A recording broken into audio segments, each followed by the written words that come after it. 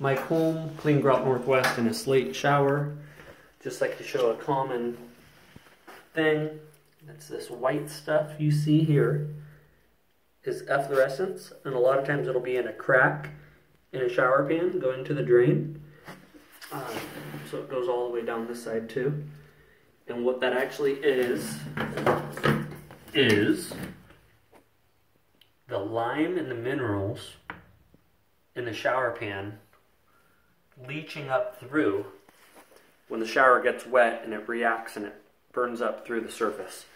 So we'll acid etch it, we'll scrape it, we'll get it as good as we can get, and then all over this floor, it's all over everywhere. Some of this is probably a mixture of soap scum and then also the classic hard water calcium, but we'll be able to get most of that gone. We'll show them after. But we won't be able to get it perfect. I never claim we can get it perfect. Here's some more of it, and here's even some more of it, but that's more not coming through. That's mainly from the surface. So, yeah.